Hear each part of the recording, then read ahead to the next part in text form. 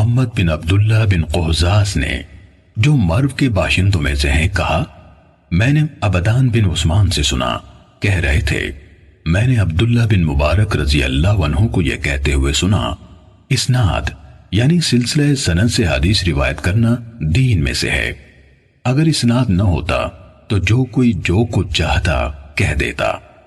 امام مسلم رحمہ اللہ نے کہا اور محمد بن عبداللہ نے کہا مجھے عباس بن ابی رزمہ نے حدیث سنائی، کہا میں نے عبداللہ بن مبارک کو یہ کہتے ہوئے سنا، ہمارے اور لوگوں کے درمیان فیصلہ کن چیز بیان کی جانے والی خبروں کے پاؤں یعنی سندیں ہیں، جن پر روایات اس طرح کھڑی ہوتی ہیں جس طرح جاندار اپنے پاؤں پر کھڑے ہوتے ہیں۔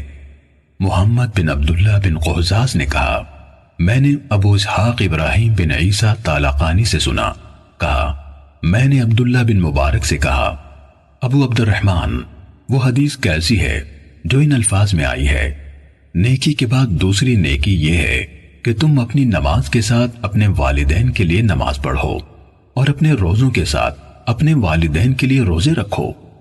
کہا عبداللہ بن مبارک نے کہا یہ کس کی سند سے ہے؟ کہا میں نے عرض کی یہ شہاب بن خراش کی بیان کردہ حدیث ہے۔ انہوں نے کہا ثقہ ہے۔ پھر کس سے؟ کہا میں نے عرض کی حجاج بن دینار سے۔ کہا ثقہ ہے۔ پھر کس سے؟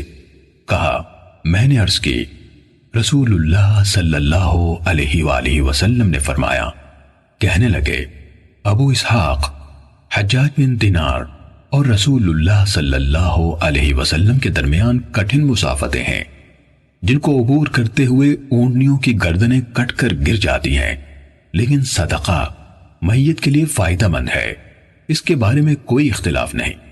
محمد نے کہا میں نے علی بن شقیق سے سنا، کہہ رہے تھے میں نے عبداللہ بن مبارک کو سب کے سامنے یہ کہتے سنا عمر بن ثابت کی روایت کی ہوئی حدیث ترک کر دو، کیونکہ وہ سلف صالحین کو گالیاں دیا کرتا تھا۔ صحیح مسلم حدیث نمبر 32۔